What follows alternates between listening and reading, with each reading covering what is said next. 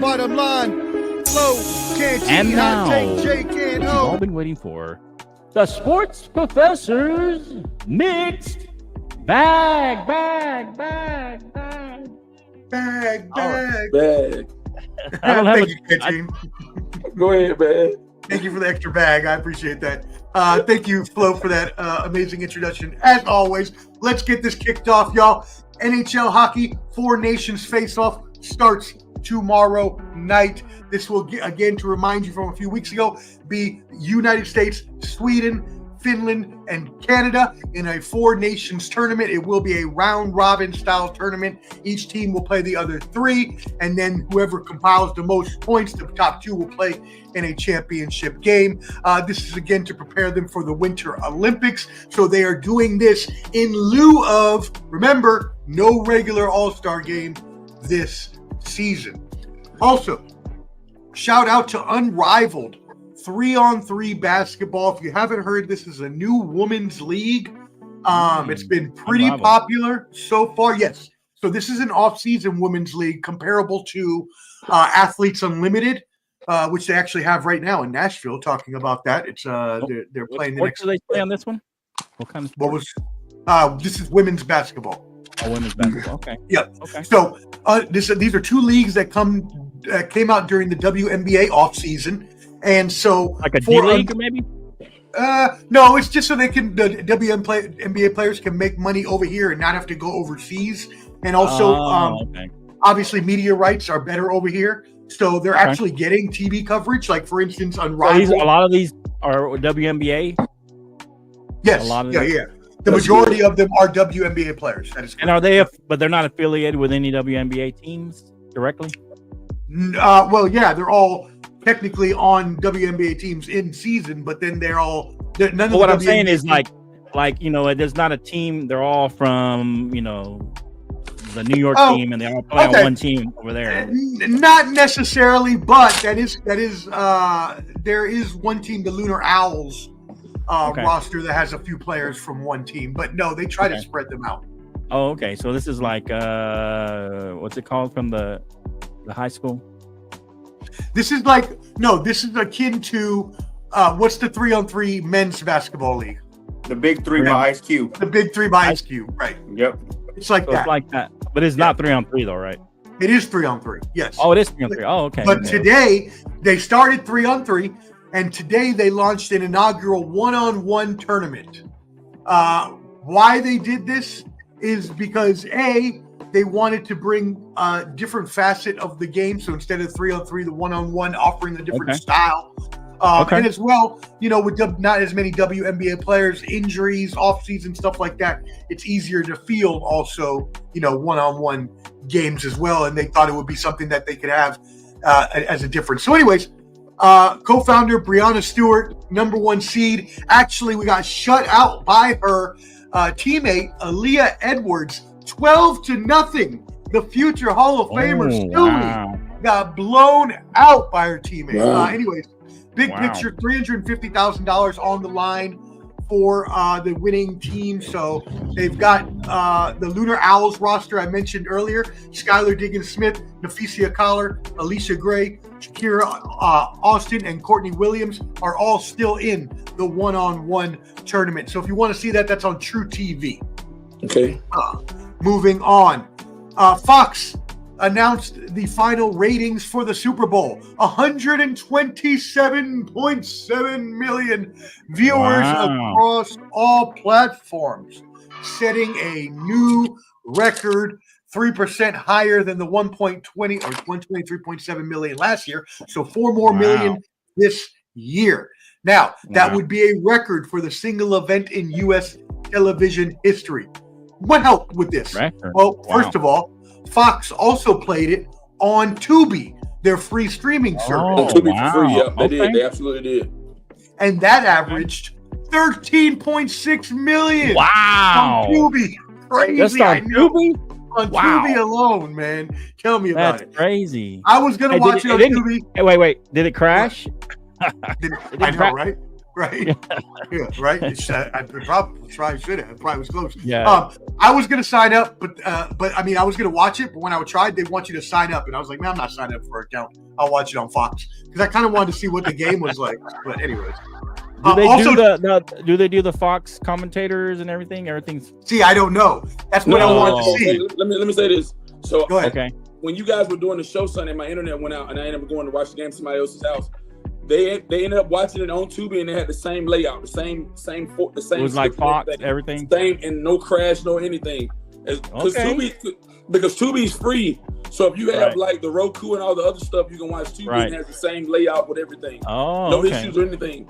Okay, good. So good inside reporting there from Canteen. Go ahead. Yeah. Hey, awesome insider information. Now I got a follow-up question. Were the announcers were they shirtless? Shirtless. What? I mean, it is Tubi, right? Isn't Tubi the one where they do all the crazy stuff? No, yeah, I mean, but they just broadcast the Fox broadcast. I think is what they did. Doesn't Tubi like have the weird movies though? Like, don't they have like the weird the weird like makeshift movies? But but the Super Bowl was just the regular Fox Super Bowl stuff. All right. Fox broadcast. Okay. They also went on Telemundo, so that helped as well. En español. In Espanol, that's right. That averaged 1.87 million is shown in Spanish. So there you go. Not bad. So yeah, all these things helped to set the record viewing. The game audience itself peaked at 137.7 million in the second quarter. So before the game was completely a blowout. Oh wow! So it peaked at what? What was it? It peaked at 137.7, but the average number, which is what you're going to look at, because they take the average across the whole game, was 127.7. So 10 million more at the peak, but the average was 127.7 million. Okay. That's still, you said that's what, 4 million more than last year, huh? 4 million. Last year was 123.7 million. I'm surprised, being the 49ers, there's quite a few 49ers fans out there. Yeah. So I'm a little surprised it's higher this year. That's correct. But they could be one of those some of the haters. Everybody wants to see Kansas City Chiefs lose, so maybe that was part of it. Damn right. By the way, the NFL banned a Super Bowl halftime performer. Yet he was not actually a performer. They had to apologize. Apparently, no one involved with the production was aware of the individual or his intent. But this individual climbed on stage at the end of Kendrick Lamar's performance, held up a flag that said "Free Sudan" and Gaza. He was then detained on the field after about a 30-second chase. So, update you all there. Yes, NFL media. NFL and ESPN have resumed discussions about the NFL selling off the NFL Network and Red Zone. So, NFL did not know the network has been thinking about getting rid of, the NFL has been thinking of getting rid of NFL Network and NFL Red Zone and selling it off to another media company. Right now, that media company that they're in talks with is ESPN. We will see if that progresses any further after that. Now, are we going to talk NBA on the show today? I'm assuming we are. We're going to talk a little NBA today, yeah. So we're going to talk a little Luka trade that I can blaze up. Jake, we last night's game, right? Yeah, and we didn't get a lot of intake from the Laker fan here. I'll save the other piece then that I was getting to put in the mailbag, and that will be your mailbag. Mixed bag. That was the Sports Professor's Mixed Bag. Hold on. Before he finishes, I think this needs to be well in there. What? Omar, how did you not bring up that Kendrick Lamar beat Michael Jackson's all-time record of having the most viewed Super Bowl? Come on, man. We got to give credit where credit's due. Kendrick Lamar outdid the most viewed Super Bowl halftime show. Did he really? Didn't hear that. He outdid him. The numbers came in. The greatest rapper of all time right there. I'm surprised. How beautiful. I mean, for me, for the show, if I had to grade him, I'd give him an A+. Now, I know a lot of people say there were subliminal messages that were put out, different things of that nature. But there's a lot of little Easter eggs in there. That's what he is, though. That's what he does. He's the type to give you different messages in different spots. He looked right in the camera. He said, "Hey, Drake."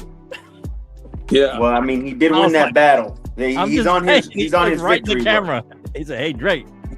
Yeah. Okay. And then he had his girl. He had his quote unquote ex-girlfriend out there. Serena Williams. Serena She's Williams. from Compton. Crazy. You got to give credit where credit's due.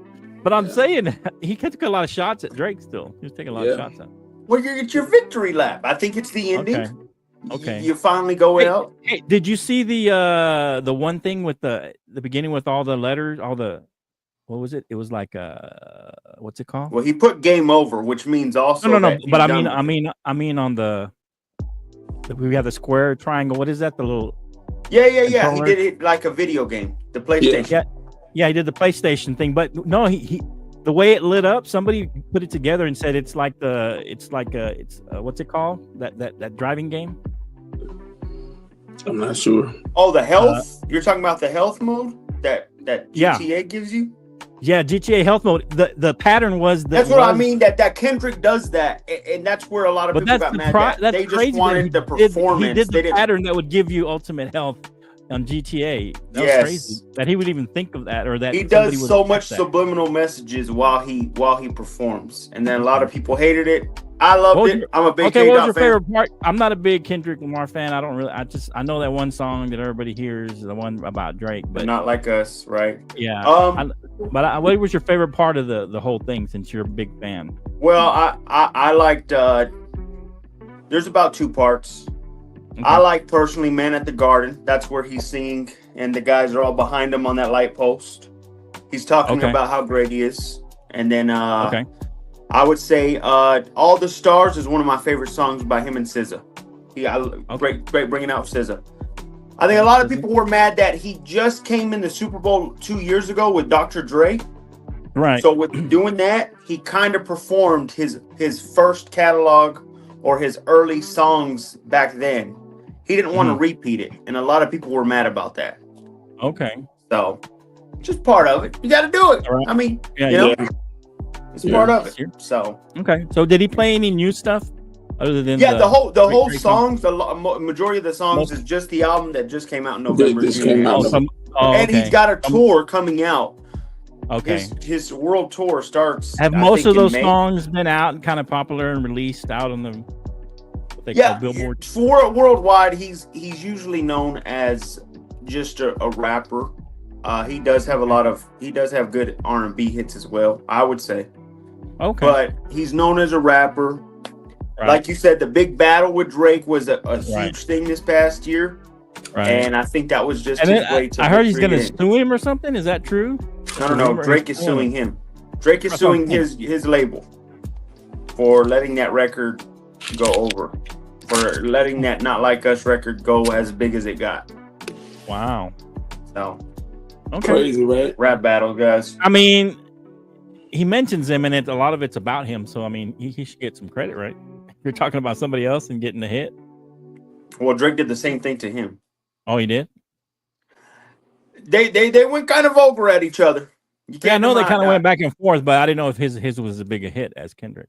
Well, no, that's why I think Drake's mad. It didn't go to the level that Kendrick's did, and now Kendrick's is being used no matter. I mean, you just saw the Dodgers win the championship, and their main song that they're singing as they're celebrating is "They Not Like Us."